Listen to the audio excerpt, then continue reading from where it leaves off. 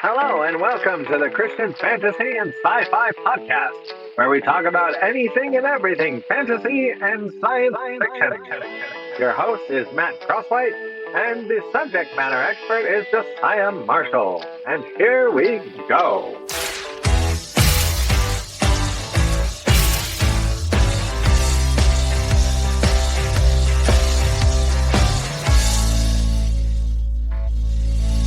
Hey, everybody, welcome to another episode of the Christian Fantasy and Sci-Fi Podcast. I'm your host, Matt Crosswhite, joined by subject matter expert Josiah Marshall. How are you today, sir? I'm doing quite well today. Today's a good day. The sun's shining. There's not a cloud in the sky. It's a really nice day. Excellent. That exactly describes where I am as well. Oh, cool. And on top of that, kids are happy. Wife is happy. So, yeah, nothing to complain about. Excellent. Yep.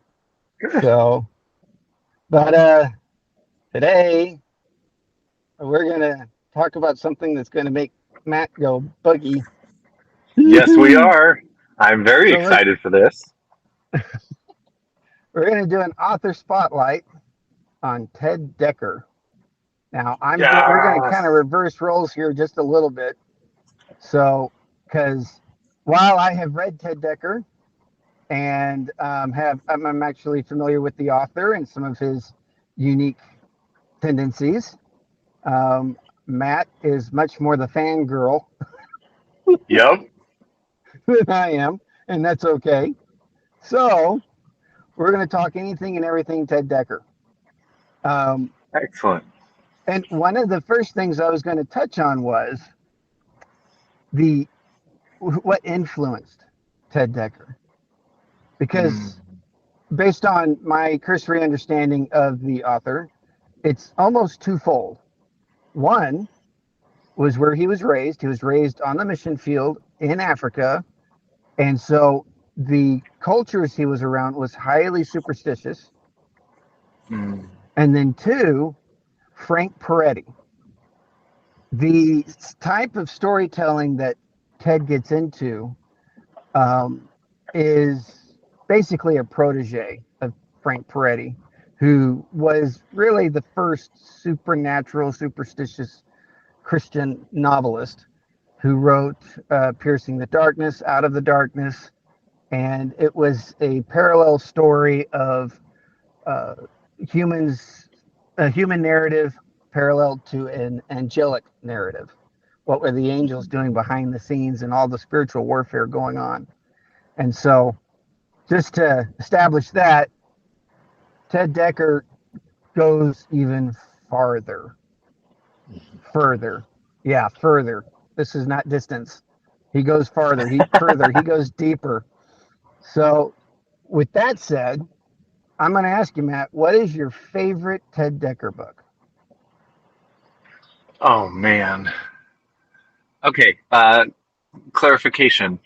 My favorite standalone book or my favorite series that he does? Yep. Yep. No, I can't do that. I have not read everything he's written Okay. yet. I own I own most of what he's written. Okay. And so one of the ones that he's most known for, as far as I'm aware, is the Circle series.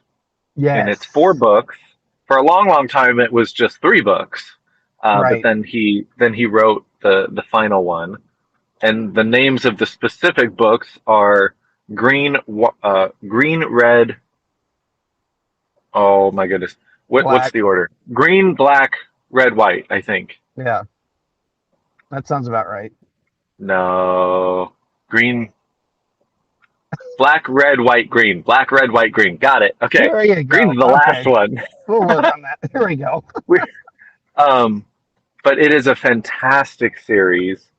When somebody first told me about it, they described it as a cross between Lord of the Rings and what did they say? Lord of the Rings and Mission Impossible. And I thought to myself, how in the Ah, world do you cross those two things? right. Um, but that's a pretty apt description of the series. Um, and so I don't know how much you want me to tell and how many spoilers you want me to give, but um, the end of the story Green, the fourth book, wraps back around to the beginning of Black, which is why one of the two reasons why it's called the Circle series. Circle series. Right. Right. Okay, if that's your favorite series, what's your favorite standalone? Um, so what you need to understand, audience, about Ted Dekker is that all of his books pack a massive spiritual punch, and Oh they are boy. phenomenal. Yep. And he is very theologically sound, and they're just terrific. So, um, it's not my absolute favorite story that he's written, Okay. but the punch that it gives at the end when your eyes are open and you realize what's been going on the whole time in the book is. Oh, I was about to say one title, but then another one popped into my head. Okay, so I'm gonna give two answers. The first one was Skin. Oh It's yeah.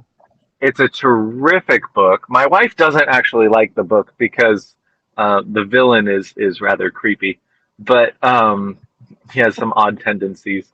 But I mean, he's a villain in a thriller novel. Of course, he's going to be weird. But Right. the premise, the spiritual uh, message that that particular book gives is that this world is not all that there is, and there's so much more. Mm-hmm. It's almost as if this world is a false world, not to the Mm-hmm. point of like a Gnostic's perspective that everything here is a lie, but or that God didn't create the physical universe or anything like that, but that there is a higher, more significant reality, a higher, more significant kingdom, Mm-hmm. and it's just beautifully done. And when you get to four-fifths of the way through the book and you see what's happening, it's just it blew my mind how he did it, and it was absolutely phenomenal. Okay, my second answer for my favorite standalone book that I've read so far is a book called Blink. Oh From my understanding, yes. when he first wrote it, it was Blink of an Eye, and then it got Yep. revised and just Blink. But the spiritual position on that one is the power of prayer and Mm-hmm. the effectiveness of prayer, and it was Mm-hmm. really beautifully thought out and put forth. So those. Okay, so I'm gonna add another addendum. Those are my Okay. favorite standalone uh, fictional books that he's written, Uh-huh.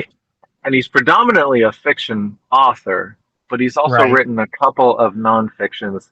And so my absolute all time favorite nonfiction book by anyone ever is also a Ted Dekker book, Mm-hmm. and it's called The Slumber of Christianity. Yes. And in that he talks about how we in the West and in Christendom have almost lost the art of storytelling and the importance, and how story Correct. speaks to the heart, Mm-hmm. and not just cognitive understanding of ideas. Mm-hmm. And it's a really terrific book about the narrative of Scripture, and Mm-hmm. we need to read it as a narrative, a true narrative. Narrative doesn't mean that it's false or made up, but it's Mm-hmm. written like a story, and there's a reason that Jesus used story to communicate in his parables and stuff. And so I'll stop rambling. That's He also wrote a really great book called Tea with Hezbollah, but we'll get to that later. Well, touching on that slumber book, um, it was quite obvious to me when I read that book that he had been reading a lot of Walter Brueggemann.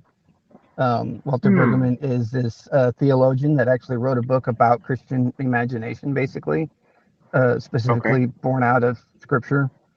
Um, but another thing that really just jumped out of the page at me was that he had to have been listening to some Keith Green, because Keith Hmm. Green was a musician missionary back in the late 70s, early 80s, and he had a song famously entitled "Asleep in the Light" that's basically a simile. Well, Ted Dekker's title is basically a simile to that title, and they touch on the very same thing.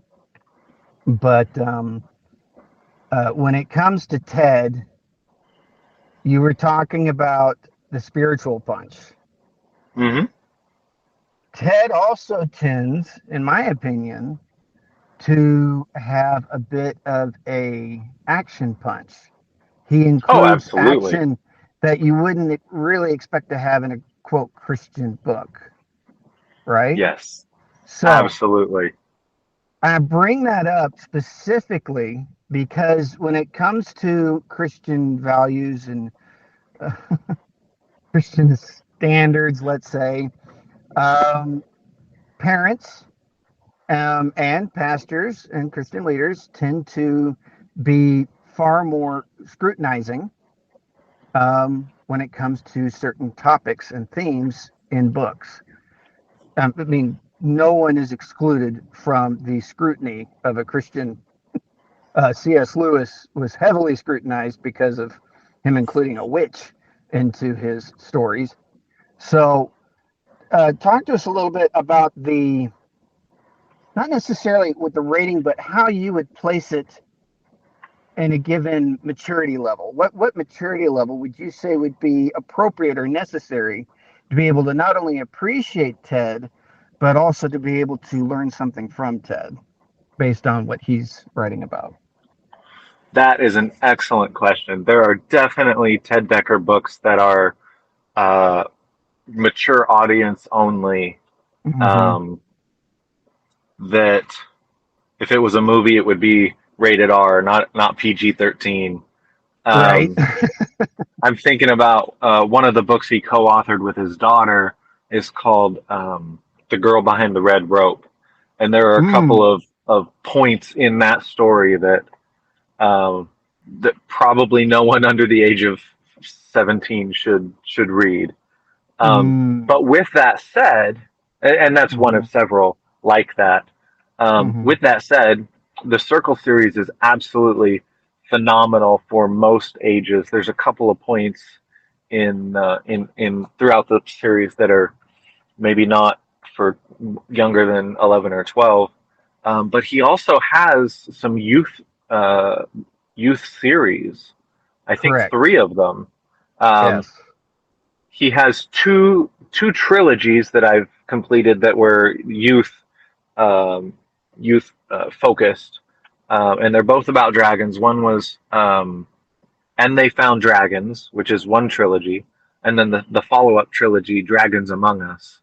Um, Mm-hmm. both phenomenal stories, appropriate for pretty much all audiences. And the essential premise of it is it's in a fanciful kind of medieval world where fear is personified as dragons. And so Mm, there are different types of dragons representing different types of fear, and the characters have to navigate those. It's okay. really creative way to speak to a young person about fear and the power of fear and how to conquer fears. I Sure. loved those two trilogies. Um, I know that he has a couple of other series for youth that I have not yet Mm-hmm. read, Okay. but I trust him pretty implicitly, and so I'm sure that we can endorse Right. those as well. Right. And Ted, now, would you say that Ted's perspective on the supernatural world is is it more in the field of popularized opinion or not? How, how do you mean popularized? Like the Well, we average church attender would not be surprised by any of the things that he presents. correct. No, the average church attender might be quite surprised by some of the things Yes. that he discusses. Um, but I can say with confidence that how he presents certain all theological topics is Mm-hmm. really biblically solid. Mm-hmm. I'm I stayed up late just last night on one of his books. Um, so he wrote the Circle series, that set of 4 books, and then just Mm-hmm. a few years ago he wrote 2 more books as a mini series, and those 2 together are called Beyond the Circle. So I'm in the first Oh, of those okay. 2, Okay. and and it's talking about this girl is in a very legalistic type religious community, Christian community, that is very much about following law, not Mm. uh, not like Old Testament law where they're eating kosher and letting their Sure. sideburns grow out and stuff like that, Sure. but rules of the community and stuff like that, Mm-hmm. almost with like a footloose type Ah, yes. fundamentalist sort of Yeah. community. And so she, through her experience with the world represented through her world and the world represented in the Circle series that she gets Uh-huh. introduced to, it's introducing the law of grace and mercy, Mm. and so it's a fantastic action-packed book while also being this girl's journey um, of being responsible and following rules while also asking the question, where does grace fit into this? And Mm-hmm. maybe God isn't an angry guy in the sky looking for a reason to zap me, sort of Yeah. thing. And it's a So it sounds like it really addresses good depiction. legalism. Absolutely, yes, Yeah. yes. Yeah. That's the short way to say what I'm espousing. So with those two combinations, having those two topics side to side, I want to bring up something that I've actually heard a big concern from Christian parents, and that Okay, is Ted tends towards the horror. It's not okay, just thriller, it's not just action, but I've heard the argument said within Christian circles that some of Ted Dekker's writings, including Frank Peretti's writings, given that Frank is kind of a mentor, uh, an example for Ted, but that sure. Ted's stuff can tend into what would be considered horror. Would you agree with that? Um, I can understand the sentiment, but really the only book that I think that I've read of his that could be classified as horror was the one that he co-authored with Peretti, Frank, called yep. House. House, yep. And from my understanding, that was made into a movie, maybe in the '90s or early 2000s. I haven't seen the movie, Okay. but that one was definitely, if it wasn't horror, it was really pushing the limit. Um, but I would say all the others, again, in The Girl Behind the Red Rope, there was a couple of scenes that were a little bit harder to stomach for Mm, a younger person, but I would still hmm. classify it as suspense thriller, not horror. Okay. Okay. So, in that sense, then, what would you say to, you've already established a maturity level to some degree, but what would you say to Christian parents if their child is, say, 13 years old or 10, begging to read more Ted Dekker? What would be your given advice? I mean, I have my own ways of addressing that, but what would be your given advice for that? Um, if they're 10 to 13, absolutely dig into the youth series that he Mm-hmm. has. There's at least 3 different series, one of which is the 2 dragon trilogies. I don't have his website up in front of me at the moment, so I can't tell you the names of the other series. But one of them is at least 6 books long. The other one I think is 4, and he's actively working on it. Mm-hmm. So if they're 10 to 13, yeah, let them dig into the youth books. They Mm-hmm. won't. They are not horror books, and those ones are not even really thriller. They're adventure books. Um, Okay. and with some Okay. suspenseful moments, but not even like jump scare type moments. They're Hmm. action adventure books. Hmm. Okay. Okay. Because one of the biggest drawbacks I dealt with in my experience in selling Christian fantasy and the like was that the majority of people were having a hard time facing not only aspects that they would deem from their own standards as being horror and or thriller, suspense thriller, because it creates that suspense and it creates that stress, right? That you Hmm. want with that type of writing. You want it to bring you to the edge of stress because it's trying to kind of poke you in a way that's going to try to get you to do or think something a little differently in that highly Sure. stressful moment. And so when it comes to these elements, one of the things that I often argued for was that oftentimes reality was not so vanilla, not Yes. so silk screened Hmm. as we tend to think. Um, one example I was talking about with just a friend just the other day, he sent me a metal rock version of Onward Christian Soldiers, Oh, and cool. he said, I'm not that big into it, but you know, I thought you might find it interesting. And I said, I do find it interesting because when you look at the lyrics and you tie it in with a metal form of music, it almost complements itself because Yes. the crucifixion, especially, was not so plain. If you're watching Passion of the Christ, you're really going Hmm. to get a sense of, and even Mel Gibson said he had to pull back a little bit because it was just getting that intense and that even grotesque even. Yep. um but But the major that accurate to what really took place. And and we tend to sanitize a lot of biblical stories, but correct. um so I'll say this. If you let your child read the Bible, you can also let them read Ted Dekker.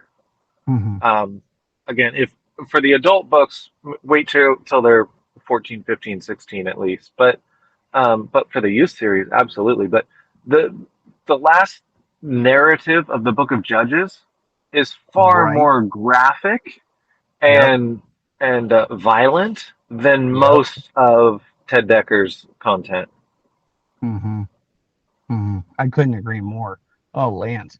um Now, one of the things I think we should definitely caveat is that while we're talking about certain maturity levels and age groups even, but that the topics and themes that Ted talks on, it's never really getting into language or True, sexuality.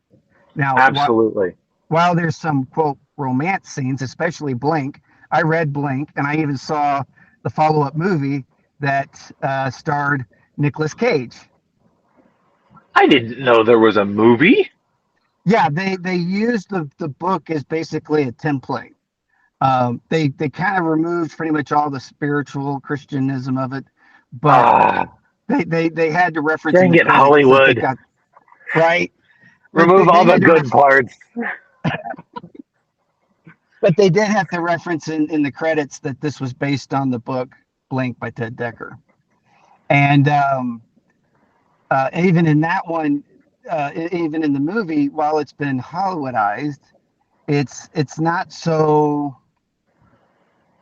it's not too overdone when it comes to romance. But at the Okay, same time, um, what I somewhat argue for every now and then is that romance is part of life. And absolutely. I think what we are wanting to get out of is this rut of thinking that romance within a Christian setting is not only to be sanitized, but it's to be discussed even more Yes, in a when more appropriate way. Because what I'm trying to get at is that back in the 90s, we had the purity movement go through the church. hmm And that purity movement was basically climaxed. Well, really, the quintessential book for it was I Kissed Dating Goodbye by Joshua Harris. right. And Joshua, being, he was just in an honest place, talking honestly about what was on his mind. He has since completely not only changed his mind about a lot of what he wrote, he even convinced the publishing house to quit publishing the book. Right. It had sold millions of copies. What publishing house is going to want to give up profit? Right. But he did. He managed to get them to stop publishing it, and he would go so far as if he found a used copy of it at a store, he'd buy it and tear it up. And so the reason I'm emphasizing all of that is because he ended up finding out that the perspective he gave people on their own bodies and the operations of those bodies ended up making everyone look negatively on it. Right. And he felt quite ashamed about that because it impacted people so deeply that there were people who committed suicide and were too scared of marriage, too scared of relationship, that it felt like Christian relationships are just too much. Sure. But So, but on the with topic of romance in the books, though, I just want to clarify. Um, please, you're talking about romance almost as defined in a dictionary, romance, not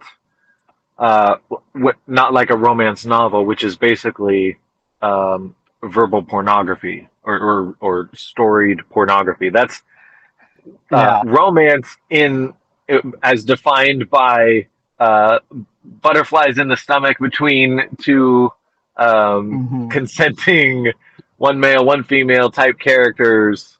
Yes, right. that is in Ted Dekker's books. It And is he's not not like a blushing away romance from that. novel. No, Yeah, not at all. no, It's so I just want to clarify because romance novel brings a certain categorization to mind that is not at all what we're talking about when we say that romance is part of life and yeah, he deals with feelings and affections between certain male and female characters and stuff. hmm Um, but I just want to clarify that for our listening audience. yes. So the point I would get to then is this: this can be excellent talking points Hmm. in helping any child to begin to see themselves in a world that Ted Dekker especially is making very real, and what their uh, what their standards are going to be, where it's going to align. Like what we you and I have actually had a conversation about the knowledge of good and evil, and I think that Ted really even tackles that a lot of times in his book, because Yes. he's addressing the idea that we have been given the ability to discern what we deem good and what we deem evil. And he's trying to bring it back around, not necessarily to what I would call a popularized theological perspective, but a biblical one. And a Yes. biblical one resting in reality. Would you agree to that? Absolutely. Absolutely. Resting in reality, but it might be a little bit surprising to some churchgoers um, if you haven't dug into the scriptures for yourself or done like in-depth study or even simply a read through the Bible from one end to the other, Genesis to Revelation, some of the concepts might be surprising to you because you might not have heard about them from a pulpit setting.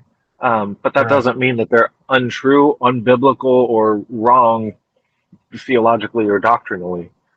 They Yeah. might just be kind of new to you. Yes, exactly. So my encouragement would then be to the parent as well as the reader: let that happen. Let yourself be Hmm. challenged. Sometimes a softer challenge is easier to chew than a harsher one. And I think that Ted can give you a softer one because, especially in book form, if it gets to be too much, you put the book down, you take a break, Sure. you allow yourself to process it. But um, that's one of the things why I really wanted to do this podcast with you, because I want to talk about in this that how story can serve multiple purposes. It's not just for entertainment. This is to Absolutely. get us thinking. This is to challenge us to move forward or move beyond where we've been before. And I think C.S. Lewis captured that amazingly well with Reepicheep saying, "Come further up and come further in." Yes. You want to go deeper into this. And so I think Ted offers an amazing opportunity to begin to see life as we've experienced it. And that is, um, there is more in front of us, more that we're experiencing than just what we see, taste, or feel. There is the Yes. spiritual, there is the supernatural involved here. And there are elements to this that we need to come to um, basically the acceptance of that Hmm. this is the sort of thing that's going to be part of life, whether I want it to be or not. Now, granted, we can create the bubble and sanitize and just make it look like anything and everything we want it to be. But the reality is that does not change the fact that we are going to be met with hardship. We're going to Hmm. be met with anything and everything that's going to challenge us, whether we want it to or not. And so, what I would offer then in these books is the opportunity to at least be able to place yourself in the perspective of a character where you can begin to at least experience what it's like to have those moments. Because, face it or not, accept it or not, you're already in those moments. And Right. sadly, all too often, we are taught or even encouraged to ignore those moments, right? Because they're too painful. But however much pain, and I use quotation marks on that, that we experience, it's not Hmm. as actual, it's not as real as we think it is. Because emotions are still emotions. Physical pain is still physical pain. Right. But as many martyrs have stated, you can kill my body, but you can't kill my faith, Yes. right? And so, with that said, is there any other thoughts you have on Ted Dekker that you'd like to share? I just want to say that everyone should read as much Ted Dekker as they possibly can. If you've not if you've not read all the way through the Bible, read all the way through the Bible. Yeah. Then like if I was talking to a brand new Christian, like maybe a college student or something, read all the way through the Bible in Mm-hmm. community, Mm-hmm. and at the same time do an audiobook with an version of the updated English edition of Mm-hmm. A Pilgrim's Progress. Ah. Uh-huh. Once you've done that, pick up every single Ted Dekker book you can get your hands on and dig in because they're awesome and wonderful and fun and powerful, and you will grow closer to God, guaranteed. Okay. Boom. Now that we've got the positive out of the way, now And it's there it's are no not it's negatives. So thanks for unfair. listening, everyone. I'm just kidding. I think it's unfair to just simply say, "Oh, it's great" and all that jazz. But what would be some of the drawbacks that you've experienced reading Ted Dekker? What are Okay, some of the side things that effects you've come may to not include enjoy?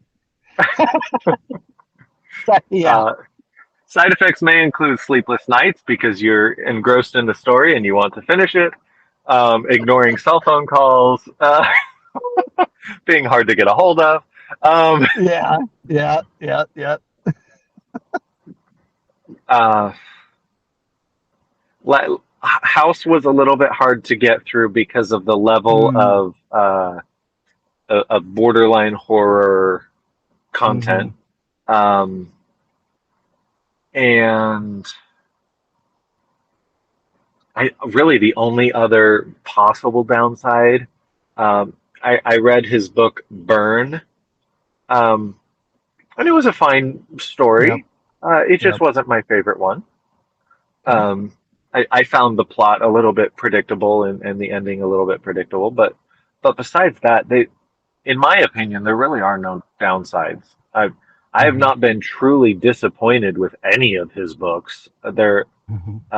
and I can't even say that about Frank Peretti. I read the Darkness books, loved Mm-hmm. them, Mm-hmm. and then I read Monster, and it was pretty good.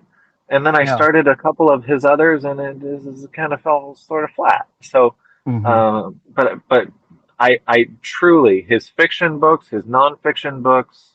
Um, I love Ted Dekker. I cannot wait to get to know him someday, probably in eternity. But we Yeah. are going to hang out together at some point. Even if I have to wait 6,000 years, I will do it because Ted is amazing. Okay, so some of the negatives I've heard is that can be a bit pejorative, and it means that he is reducing down some stuff that some people would argue shouldn't be reduced down. The supernatural should be left mysterious. The work of God should be this, that, and the other.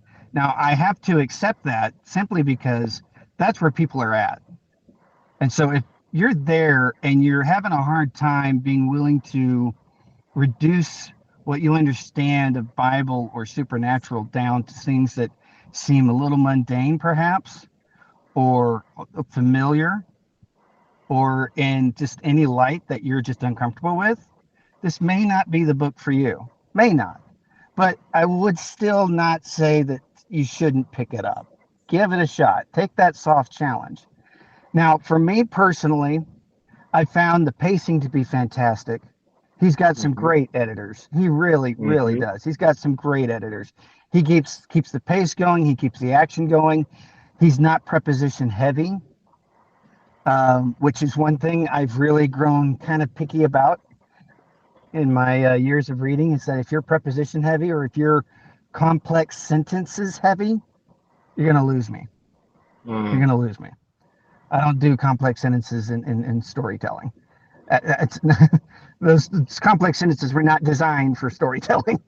Sure. Um, but the only thing I ever came across personally that I found a drawback was reading him too much because the pattern of his writing, you do begin to pick out, okay, so it's going to be a little predictable as far as there's going to be suspense, there's going to be tension, there's going to be supernatural. And so if you're that kind of person to where you realize, wait a minute, I'm reading too much of this, then take a break and go read something else and then come back to it. Sure. You always want to vary it up. You want to treat it like a bouquet of flowers. Any book, any pile of books should be a bouquet of flowers, right? Absolutely. And I Absolutely. say pile because what good honest reader is actually keeping them on the shelf. Right. But Amen. so with all that said, I think we can both readily recommend Ted Dekker. He is an unusual man. He's very hermit-like. He doesn't really get out a whole lot, and he does have some unique ideas about church, about Mm. Christianity in general, that some other people might find to be a little hard to swallow. But you know what? Everybody's got their perspective, their opinion, and I would still encourage you to continue to open your ears, open your eyes to understanding and seeing the world through somebody else's. Because when you're bubbled up in your own, that can only lead to a lot of dead ends and a lot of circles in your own experience in your own life patterns. So um, we've got hardcovers, we've got paperbacks, audiobooks, which is your favorite, right? Um, Honestly, he is such a good writer. I really like reading his stuff. Um, Okay. so I think I've only done one or two of his as audiobooks, but most of the time I buy his stuff on Kindle. Okay. Um, okay. Here's a random question that might seem odd, but when it comes to, he did comic books, he did graphic novels of Hmm. the Circle. Of Do the you first have those? three, Okay. Do you have those in Kindle? You have those no. on your Kindle? Okay. Because one I of the used to odd, go ahead. I no, not on Kindle. A friend of Okay. mine had them paperback and he loaned them to me. Okay. Um, yeah. Okay. The reason I bring this up is because sometimes when you're using Kindle, graphic novels can have some hiccups when it comes Sure. to Kindle reading. So, but for the moment, if you find it on Kindle, just give it a shot. And you can always leave your opinion on Amazon later. But you've also got the movie, The House, that they did. It's kind of low budget, and they also, yep, they also did three. They also did 3, and then they also did You said Blink. Blink. Yep. Yep, Blink. Blink. Blink is about a guy who's able to see things before they happen, sort of Mm-hmm. thing. It's a magician, and it's a very interesting story. The movie does not do the book justice, which is a standard statement. Right. But overall, I would say that they're worth seeing just for the fun of it, right? Okay. Yeah, just for the fun of it. Just have fun with it. So, with that said, I think we've covered Ted Dekker and what he can offer to you, the reader, right? Yes. Absolutely. Absolutely. It's been fun to get to talk about him. When you first proposed that we would even start a Christian fantasy and sci-fi podcast, I had in the back of my mind at some point we would get to talk about Ted Dekker, and I would get to let my nerd flag fly. So I appreciate the opportunity to do so, and yeah, this has been fun. So with that, thank you so much for joining us on the Christian Fantasy and Sci-Fi podcast. Um, until we until we speak again, happy reading, happy listening, and happy digging in.